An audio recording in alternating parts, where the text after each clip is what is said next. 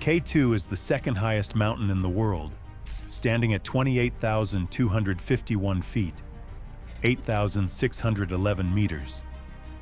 But unlike Mount Everest, which thousands have climbed, K2 is in a league of its own. It is one of the hardest and deadliest mountains to climb, earning the nickname the Savage Mountain. What makes K2 so dangerous? The climb is incredibly steep, the weather is unpredictable, and once you start, there's no easy way back down. Many expert climbers have lost their lives trying to reach the top. Unlike Everest, there are no fixed ropes or guides helping people along the way. On K2, you're on your own. For those who dare to climb it, K2 is the ultimate challenge. But for many, it has been their final climb. This is the story of a mountain that shows no mercy. K2 is often called the Savage Mountain, and for good reason.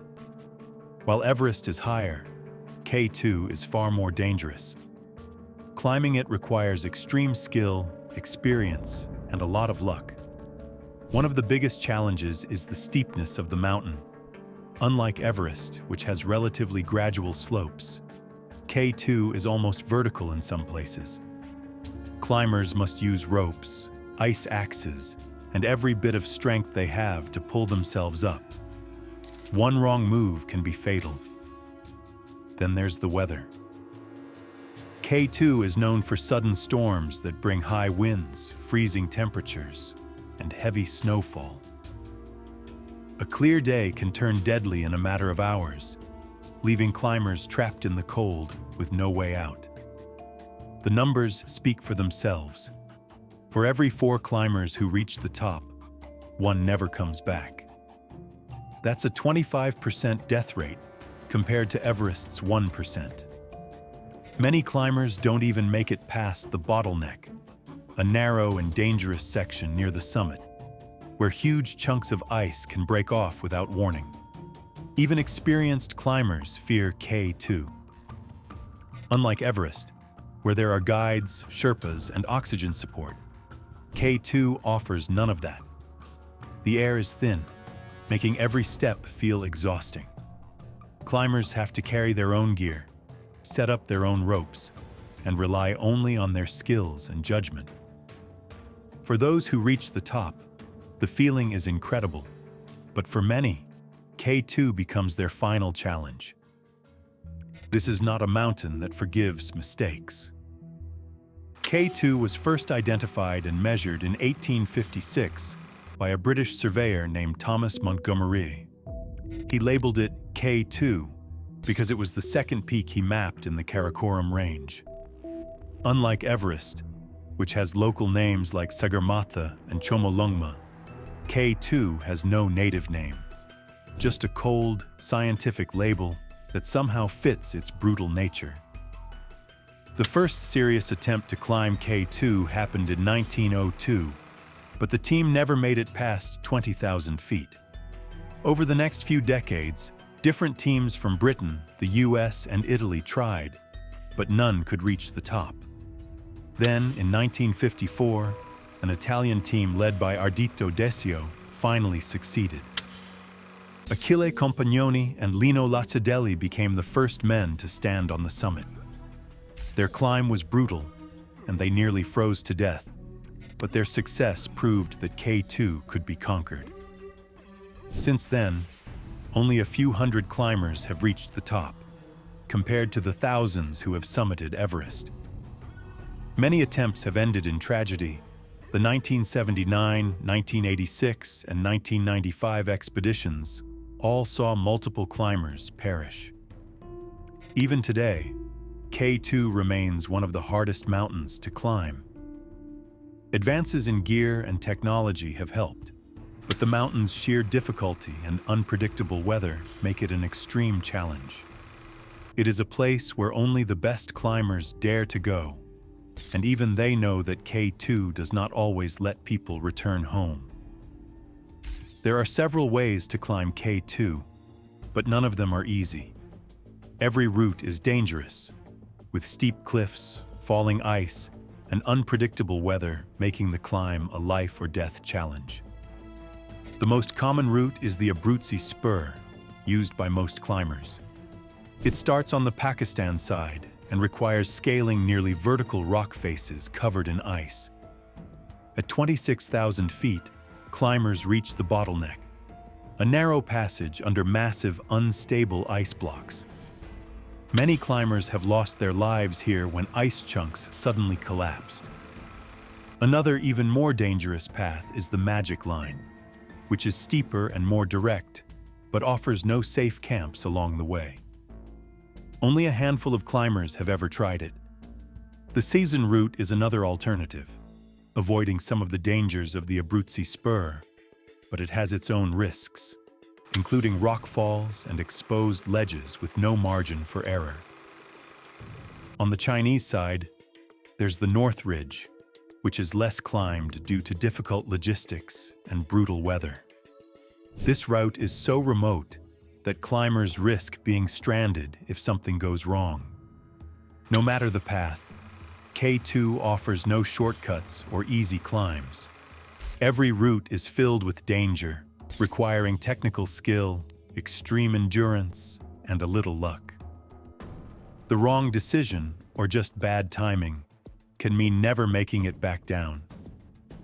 One of the deadliest days in mountaineering history happened on K2 in August 2008. What started as a hopeful climb for 25 climbers from different countries quickly turned into a nightmare, leaving 11 dead in a tragic chain of events. The team set out for the summit on August 1st, facing high winds and freezing temperatures. Delays forced climbers to reach the bottleneck, the most dangerous part of the climb, much later than planned. As night fell, visibility dropped, and the temperature plummeted. Then, the worst happened. A huge block of ice broke off from the bottleneck, snapping the fixed ropes that climbers needed to descend safely. Trapped in the darkness, some climbers fell to their deaths, while others got lost or ran out of oxygen. Some tried to help, but the extreme altitude and exhaustion made rescue nearly impossible. One of the most heartbreaking moments came when Norwegian climber Rolf Bay was swept away by an avalanche right in front of his wife, who was also on the climb. Several others fell into crevasses or were lost in the storm. Despite heroic rescue attempts, 11 climbers never made it back down. It was a disaster that shocked the mountaineering world and led to serious discussions about safety and preparation on K2. The 2008 tragedy is a harsh reminder that K2 does not forgive mistakes, delays, or bad luck. Even the best climbers in the world can be caught in its deadly grip. Despite its deadly reputation, climbers continue to take on K2's challenge, pushing the limits of what's possible. In recent years, mountaineers have set new records and overcome seemingly impossible conditions. One of the biggest milestones in K2's history happened on January 16, 2021. A team of 10 Nepali climbers made history by becoming the first to summit K2 in winter. Before this, no one had ever reached the top during the coldest, most brutal season. With temperatures below -60 degrees Fahrenheit and hurricane-force winds, winter on K2 is nearly impossible to survive.